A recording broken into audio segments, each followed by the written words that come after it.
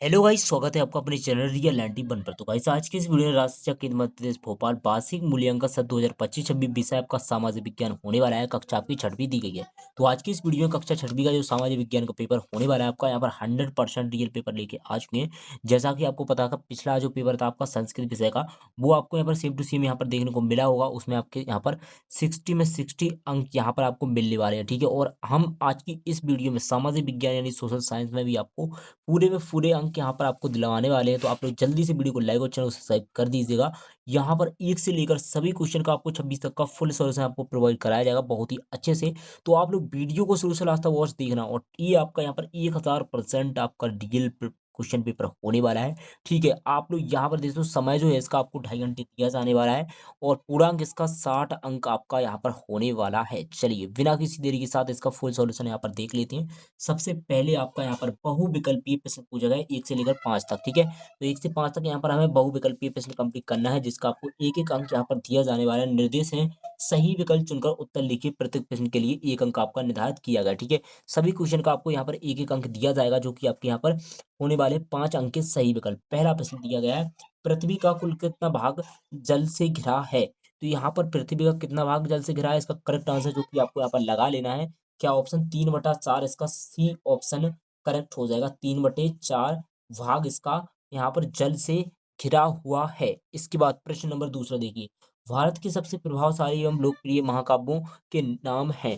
तो यहाँ पर सबसे लोकप्रिय जो महाकाव्य है वो है आपका यहाँ पर महाभारत और रामायण। ई ऑप्शन इसका करेक्ट आंसर हो जाएगा। क्या हो जाएगा? महाभारत और रामायण आपको यहाँ पर करेक्ट आंसर लगा लेना है। और यहाँ पर दोस्तों जितने भी मैंने आपको यहाँ पर पेपर प्रोवाइड कराए हैं, सभी आपको यहाँ पर पूरे फुल में फुल अंक उनमें आपके आने वाले हैं। और सामाजिक विज्ञान में भी आपके फुल अंक यहाँ पर दिलवा के रहेंगे, ठीक है। तो आप लोग जल्दी से यहाँ पर इस वीडियो को ज़्यादा से ज़्यादा शेयर कीजिए और अपने दोस्तों को भी इसमें बता दीजिए।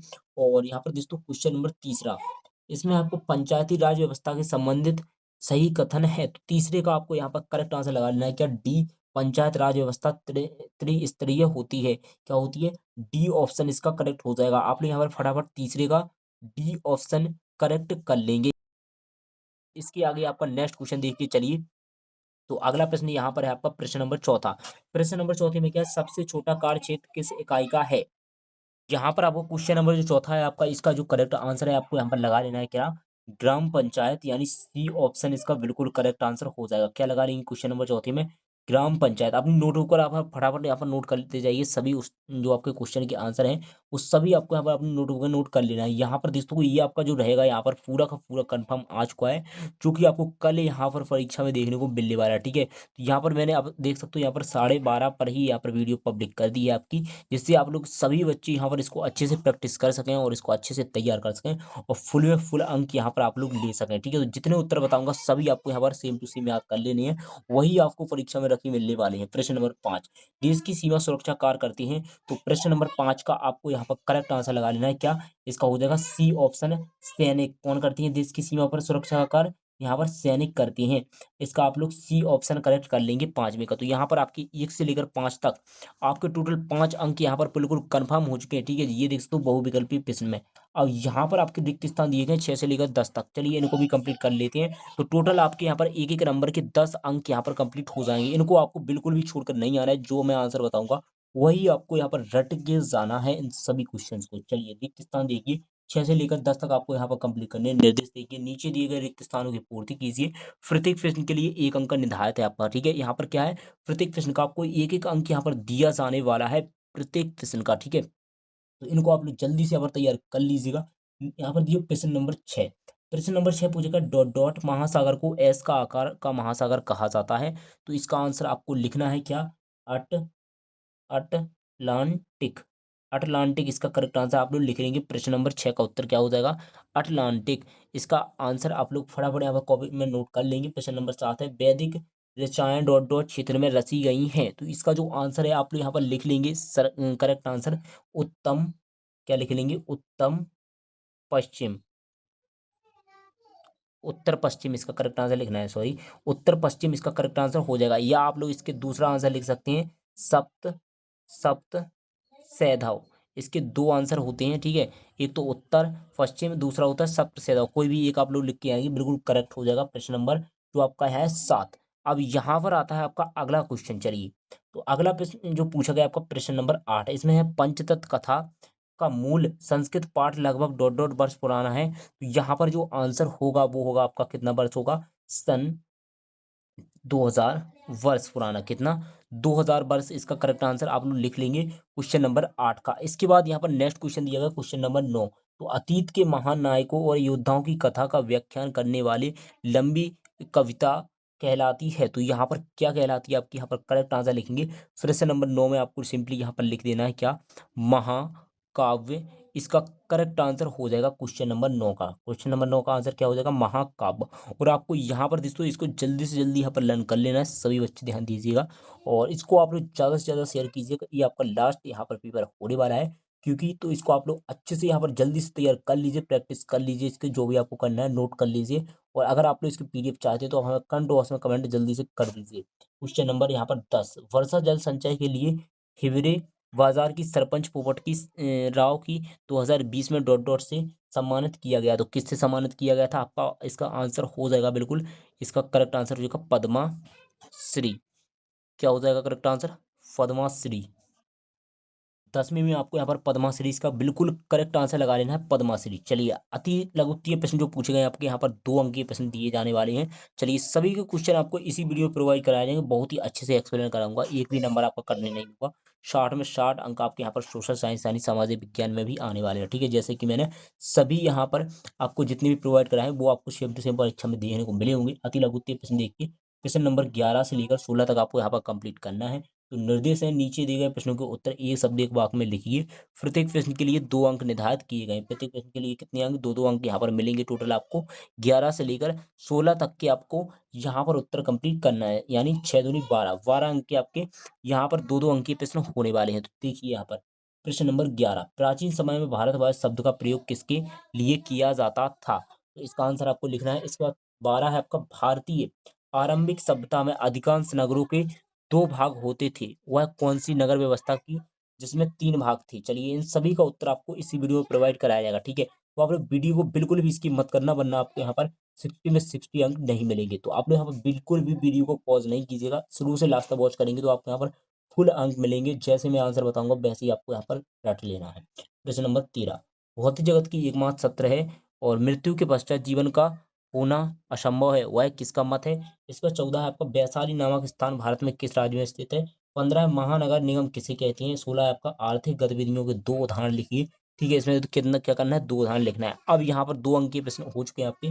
अब लघुत्तीय प्रश्न आते हैं 17 से लेकर 22 तक। ठीक है, तो 17 से 22 तक आपके यहाँ पर 3 अंक के प्रश्न होने वाले हैं और इसमें निर्देश है, नीचे दिए गए प्रश्नों के उत्तर 30 से 40 शब्दों में लिखिए। प्रत्येक प्रश्न के लिए 3 अंक आपके निर्धारित किए गए हैं। चलिए प्रश्न नंबर 17, पृथ्वी की जलवायु के निर्माण में महासागर एवं महाद्वीपीय दोनों अपनी अपनी भूमिका कैसे निभाते हैं। इसका आपको यहाँ पर उत्तर देना है। इसके बाद 18 जो दिया गया है आपका, सिंधु नदी की कोई 3 सहायक नदियों के नाम। ठीक है, सिंधु नदी की 3 सहायक नदियों के यहाँ पर नाम आपको लिखना है। 3 अंक में आपका ये क्वेश्चन पूछा गया है। नेक्स्ट क्वेश्चन 19, हड़प्पा सभ्यता के समय खेले जाने वाले किन्हीं 3 खेलों के नाम। तो हड़प्पा सभ्यता जब थी आपकी, उसमें 3 खेल कौन कौन से खेले जाते थे, ये आपको यहाँ पर एक्सप्लेन करना है, यानी कि वर्णन करना है। इसके बाद 20 है आपका, बच्चे अधिक से अधिक दायित्व का निर्वहन करना कैसे सीखते हैं, ये आपको इसका वर्णन करना है। 21 है आपका, खनन एक जोखिमपूर्ण कार्य है, यह क्यों। ठीक है, क्यों है ये आपको यहाँ पर बताना है। 22 देखिए, नागरिक शास्त्र का उद्देश्य क्या है। तो नागरिक जो शास्त्र है इसका उद्देश्य क्या है, ये आपको यहाँ पर बताना है। सभी के यहाँ पर संपूर्ण उत्तर आपको यहाँ पर कंप्लीट कराए जाएंगे। तो आप लोग जल्दी से वीडियो को लाइक और चैनल को सब्सक्राइब कर लीजिएगा। ठीक है, जितने भी क्वेश्चन है आपके सभी का उत्तर आपको इसी वीडियो में प्रोवाइड कराया जाएगा। यहाँ पर सोशल साइंस में आपके 60 अंक यहाँ पर आने वाले हैं। तो जल्दी से दोस्तों में भी शेयर कर दीजिए। दी उत्तीय प्रश्न देखिए 23 से लेकर 26 तक। निर्देश है, नीचे दिए गए प्रश्नों के उत्तर 70 से 80 शब्दों में लिखिए। ठीक है, क्या मिनिमम आपको यहाँ पर 5 से 6 लाइनों में यहाँ पर इसका आंसर लिखना पड़ेगा। 5 अंक तभी दिए जाएंगे आपको। प्रत्येक प्रश्न के लिए 5 अंक निर्धारित किए गए। ठीक है, सभी प्रश्न आपके यहाँ पर 5 अंक के होने वाले हैं, 23 से लेकर 26 तक, यानी 4 क्वेश्चन आपके यहाँ पर दिए गए हैं। तो 4 गुणे 5 यानी 20 अंक के आपके यहाँ पर नंबर होने वाले हैं कन्फर्म। तो यहाँ पर देखिए 23वां क्वेश्चन आपका पूछा गया, पृथ्वी का मानचित्रण करना कठिन है, मानचित्रण की अवधारणा को स्पष्ट करना है आपको, वर्णन करना है, यानी आपको 5 अंक तभी दिए जाएंगे तब इसका आपको अच्छे से वर्णन करेंगे। 24वां प्रश्न, विश्व भर के अनेक पारंपरिक समुदाय कौन कौन से हैं, पर्वतों को पवित्र स्थल मानते हैं और उनकी पूजा करते हैं। 25वां प्रश्न देखिए, इतिहास को समझने में विभिन्न स्रोतों हमारी क्या सहायता कर सकती हैं? इसको आपको यहाँ पर एक्सप्लेन करना है। 26वां, डॉक्टर एपीजे अब्दुल कलाम ने किस प्रकार के लोगों को जीवन को प्रभावित करने के लिए महत्वपूर्ण भूमिका निभाई है? ये आपको यहाँ पर बताना है 24वें क्वेश्चन में। अब यहाँ पर देख लेते हैं, आपके यहाँ पर दिए गए हैं जो अति लघुत्तीय प्रश्न, यहाँ पर 2-2 अंक के दिए गए थे, ठीक है? इन सभी के उत्तर देख लेते हैं और इसके बाद लघुत्तीय और दीर्घितीय प्रश्न का उत्तर देखेंगे हम, चलिए। तो सबसे पहले अति लघुत्तीय प्रश्न, यहाँ पर प्रश्न नंबर 11 जो था, प्राचीन समय में भारतवर्ष शब्द का प्रयोग किसके लिए किया जाता था? तो इसका उत्तर लिखेंगे, प्राचीन समय में भारतवर्ष शब्द का प्रयोग उत्तर पश्चिम, ठीक है, उत्तर पश्चिम में रहने वाले लोगों के एक समूह और और संपूर्ण भूभाग के लिए किया जाता था, जिसे आज हम भारत कहते हैं। तो ये इसका प्रश्न नंबर 11 का उत्तर है। यहाँ पर 2 अंक आपके हो चुके हैं कन्फर्म। अब देखिए प्रश्न नंबर 12, वह कौन सी नगर व्यवस्था भी थी जिसमें 3 भाग थे? तो हड़प्पा सभ्यता का धोलावीरा एकमात्र ऐसा नगर था, ठीक है, धोलावीरा जहाँ पर गुजरात में स्थित है।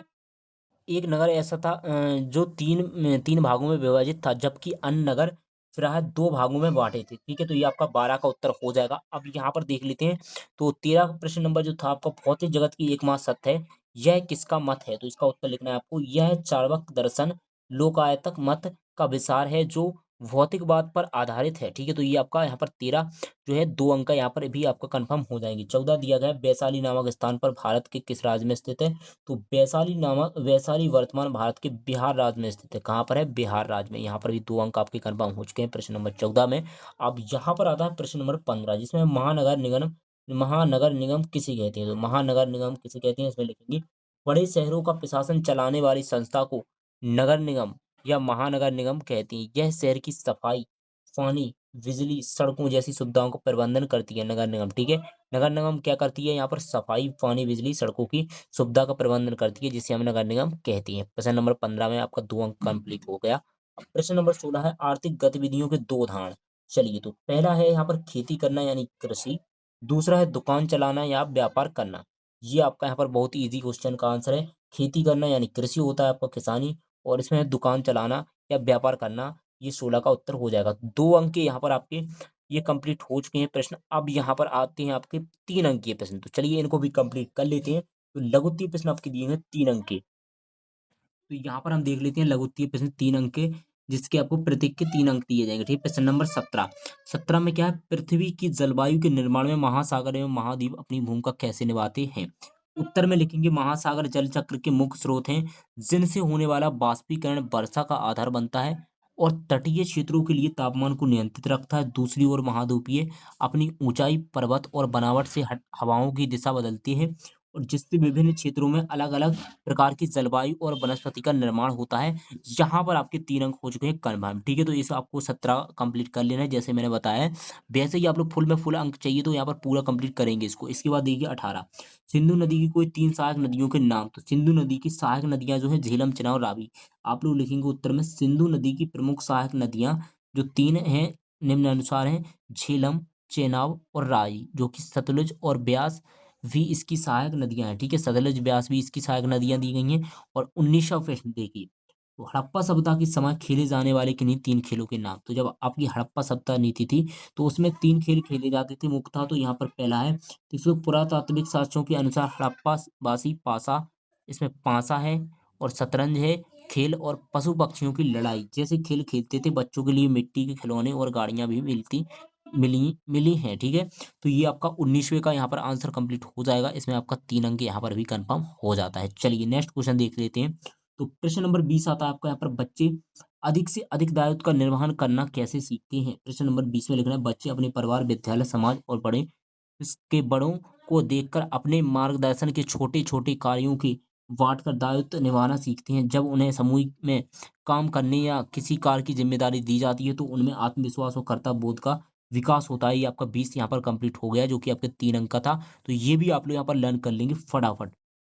और यहाँ पर मैं आपको बता दूँ, ये आपको पूरा याद कर लेना है, क्योंकि ये आपका 1000% यहाँ पर रियल क्वेश्चन पेपर होने वाला है। और यहाँ पर जितने भी मैंने आपको यहाँ पर बताए हैं आपको, वो यहाँ पर आपके फुल में फुल अंक आपको यहाँ पर मिलने वाले हैं उन सभी में, ठीक है? जितने भी मैंने यहाँ पर कंप्लीट कराया, आपको सभी में यहाँ पर फुल में फुल अंक मिलेंगे। तो आप लोग यहाँ पर कमेंट बॉक्स में एक अच्छा-सा कमेंट ज़रूर कर दीजिएगा, यहाँ पर मैंने जो आपको प्रोवाइड कराए हैं, वही आए हैं या नहीं आए हैं, ठीक है? तो आप लोग इसके बारे में एक कमेंट ज़रूर कीजिएगा। प्रश्न नंबर 21, खनन एक जोखिमपूर्ण कार्य है, क्यों? तो खनन जोखिम भरा होता है क्योंकि खानदानों की छतें गिरने पर डर रहता है। ज़मीन के अंदर जहरीली गैसें का रिसाव हो सकता है जो, और अक्सर वहाँ आग लगने पर पानी भर जाने का खतरा बना रहता है। इससे खनिकों के स्वास्थ्य और जीवन पर गंभीर संकट रहता है। ये हो गया 3 अंक का कंप्लीट। लो जी, इसको भी कंप्लीट कर लेंगे आप लोग। अब 22वां प्रश्न देखिए, तो नागरिक शास्त्र का उद्देश्य आपको बताना है यहाँ पर। 3 अंक में आपका ये पूछा गया प्रश्न, तो इसको भी चलिए कंप्लीट कर लेते हैं। और आप लोग यहाँ पर देख सकते हो, ये आपका यहाँ पर नेक्स्ट क्लास में जैसे ही आप लोग एंटर करेंगे, तो उसके भी यहाँ पर आपको यहाँ पर प्रोवाइड कराए जाएँगे। तो आप लोग जल्दी से चैनल को सब्सक्राइब कर लीजिए। आगे के लिए, आगे की जो भी परीक्षाएँ रहेंगी आपकी अगली क्लास में, वो भी आपकी यहाँ पर प्रोवाइड कराए जाएँगी। तो आप लोग चैनल को सब्सक्राइब करके रख लीजिए नेक्स्ट क्लास के लिए, ठीक है? तो यहाँ पर उत्तर में लिखेंगे, नागरिक शास्त्र का मुख्य उद्देश्य छात्रों को एक जिम्मेदार नागरिक बनाना है। यह हमें हमारे अधिकारों, कर्तव्यों और सरकारी की कार्यप्रणाली और समाज में शांतिपूर्ण ढंग के साथ रहने के महत्व को समझाने में मदद करता है। ये हो गया प्रश्न नंबर 22 का उत्तर कंप्लीट। लो जी, अब यहाँ पर हम देख लेते हैं आपके जो 5 अंकीय प्रश्न पूछे गए हैं, तो इनको आपको अच्छे से ध्यान से पढ़ना है और इनमें आपको ज़्यादा कुछ याद नहीं करना है। जितना मैं बताऊँगा उतना ही आपको लर्न करना है। ओवर इसमें कुछ नहीं लिख के आना है आपको, ठीक है? एक्स्ट्रा नहीं लिखना है, बस आपको यहाँ पर 5 अंक के लिए लिखना है, जितने में आपको 5 अंक मिल सकें। तो आप लोग चलिए यहाँ पर देख लेते हैं प्रश्न नंबर 23। तो मानचित्रण की अवधारणा को स्पष्ट कीजिए। पृथ्वी, उत्तर में लिखेंगे, पृथ्वी एक गोले के समान है, ठीक है? तो पहली लाइन बहुत ही ईज़ी है, पृथ्वी एक गोले के समान है, ठीक है? पृथ्वी गोल है, अब जिसकी घुमावदार सतह की को चपटे कागज़ पर पूरी तरह सही दिखाना कठिन होता है, ठीक है? जिसको हम कागज़ पर नहीं छाप सकते। इसके बाद मानचित्रण एक ऐसी कला है, तकनीक है, जिसमें पृथ्वी की पूरी सतह या उसके एक भाग को पैमाने की सहायता से समतल सतह पर दर्शाया जाता है, ठीक है? पैमाने से हम उसे एक पेज पर दर्शाते हैं। इसके 3 प्रमुख घटक होते हैं। पहली होती है दूरी, दिशा और प्रतीक। 3 चीज़ें आप लोग याद रखिएगा, दूरी, दिशा और प्रतीक इसमें मोस्ट रहती हैं। और इसके बाद है, यह हमें भौगोलिक स्थिति को समझाने में मदद करता है। हालाँकि बड़े क्षेत्रों को दिखाने के कुछ आकार संबंधी विकृतियाँ आ सकती हैं। तो ये आपका यहाँ पर 23वां कंप्लीट हो गया। अब यहाँ पर आपको 5 लाइनों का तो 5 अंक यहाँ पर दे दिए जाएँगे, ठीक है? तो सिंपली 1, 2, 3, 4, 5, ठीक है? यहाँ पर 4.5 लाइन का यहाँ पर ये आंसर दिया गया है, तो इसको आप लोग लर्न कर लीजिएगा। अब यहाँ पर देखिए प्रश्न नंबर 24। पारंपरिक समुदाय किन पर्वतों को पवित्र मानते हैं और पूजा करते हैं? उत्तर में विश्व भर में लोग ऊंचे पर्वतों को ईश्वर का निवास मानते हैं। भारत में हिमालय और कैलाश पर्वत अत्यंत पवित्र माने जाते हैं। तिब्बत में भी कैलाश की पूजा ही होती है। इसी प्रकार जापान में माउंट फूजी, तंजानिया में माउंट किलिमंजारो और ऑस्ट्रेलिया के मूल निवासी उलुरु जैसे स्थलों को धार्मिक रूप से पूजते हैं। इन समुदायों का मानना है कि पर्वत जीवन और जल के स्रोत हैं। तो ये हो गया 24वां आपका उत्तर कंप्लीट, 5 अंक का, ठीक है? इसमें भी आपको 1, 2, 3, 4, ये आपका 3.5 लाइनों का आंसर है, तो इसको आप लोग याद कर लीजिए, ठीक है? ज़्यादा मैं इसमें आपको आंसर नहीं बता रहा हूँ, क्योंकि आप लोग ज़्यादा लिखोगे तो यहाँ पर आपका समय जो कि वेस्ट होगा और इतना आपके पास समय नहीं रहता है, ठीक है? जितना आपको यहाँ पर मैं बता रहा हूँ, उतना ही आपको लिख के आना है। उससे आप लोग एक लाइन भी, एक शब्द भी आपको ज़्यादा नहीं लिखना है। चलिए 25वां देखिए, इतिहास को समझने में विभिन्न स्रोतों हमारी क्या सहायता कर सकते हैं? उत्तर में लिखेंगे, इतिहास के स्रोत हमें अतीत की कड़ियों को जोड़ने में मदद करते हैं। इन्हें 2 भागों में बाँटा गया है, ठीक है? कितने भागों में? 2 भागों में। पहला है पुरातात्विक स्रोत, जैसे कि सिक्के, बर्तन, औज़ार, इमारतें के अवशेष जो हमें तात्कालीन कला और तकनीक की जानकारी देते हैं, उन्हें पुरातात्विक स्रोत कहते हैं। साहित्यिक स्रोत, जैसे पांडुलिपियाँ, धार्मिक ग्रंथ होते हैं जो आपकी यात्रियों के विवरण जो समय उस समय के समाज, राजा और के रीति-रिवाज़ों का सजीव वर्णन करते हैं। ये स्रोत मिलकर हमें यह बताते हैं कि पूर्वज कैसे रहते थे और समाज का विकास कैसे हुआ। ये इसका आंसर हो गया। अब यहाँ पर लास्ट क्वेश्चन जो पूछा गया, डॉक्टर एपीजे अब्दुल कलाम ने लोगों के जीवन को प्रभावित करने का क्या भूमिका निभाई? आप लोग यहाँ पर वीडियो को अंत तक देखेंगे, तो आपका आपका ही यहाँ पर फ़ायदा होगा, ठीक है? बहुत ही अच्छे से मैंने एक्सप्लेन कराया है इस वीडियो में, तो आप लोग यहाँ पर एक भी शब्द इसका छोड़कर नहीं आएँगे। जो मैंने आपको प्रोवाइड कराया है, वही आपको लिख के आना है। आपके फुल में फुल अंक यहाँ पर लाने की गारंटी मेरी है, ठीक है? 60 में 60 आपके नहीं आएँगे, तो मेरे से आप लोग एसएमएस करना है। मिसाइल मैन के नाम से प्रसिद्ध डॉक्टर कलाम ने कि ना केवल भारत को परमाणु अंतरिक्ष शक्ति बनाई, बल्कि अपनी सादगी और विचारों से करोड़ों युवाओं को प्रेरित किया और राष्ट्रपति के रूप में उन्होंने जनता के राष्ट्रपति की छवि बनाई। उन्होंने शिक्षा पर जोर दिया और बच्चों को बड़े सपने देखने और उन्हें पूरे करने के लिए मेहनत करने की सीख दी। उन्हें पुस्तकें और भाषण आज भी देश में विकसित बनाने के संकल्प के लिए प्रेरित करते हैं। तो यहाँ पर आपका देख सकते हो फुल सॉल्यूशन हो चुका है इसका कंप्लीट। ये आपका 26वां क्वेश्चन लास्ट क्वेश्चन था। तो 1 से लेकर आपके 26 तक के मैंने सभी क्वेश्चन को बहुत ही एक शब्द से यहाँ पर बहुत ही अच्छे से एक्सप्लेन कराया है। तो आप लोग यहाँ पर अब जल्दी से वीडियो को लाइक कर दीजिए और चैनल को कर दीजिए आप लोग सब्सक्राइब, ठीक है? तो यहाँ पर आप लोग दोस्तों कक्षा 6वीं जो आपका पेपर था वो फुल सॉल्यूशन के साथ यहाँ पर कंप्लीट हो चुका है और कल ये परीक्षा में आपको यहाँ पर देखने को मिलने वाला है 110%, ठीक है? तो इसको आप लोग तैयार कर लीजिए और आप लोग जैसे ही नेक्स्ट क्लास में आएँगे अगले साल 7th क्लास में जैसे ही एडमिशन लेंगे तो आप लोग हमारे चैनल को यहाँ पर सब्सक्राइब करके रख लीजिए। उस आगे की परीक्षाओं में भी आपकी हेल्प की जाएगी, पूरी हेल्प की जाएगी इस चैनल की ओर से। तो आप लोग जल्दी से वीडियो को लाइक और चैनल को सब्सक्राइब कर लीजिएगा, बेल कॉल पर प्रेस कर दीजिएगा। मिलते हैं नेक्स्ट वीडियो के साथ दोस्तों, तब तक के लिए बाय बाय, जय हिंद दोस्तों।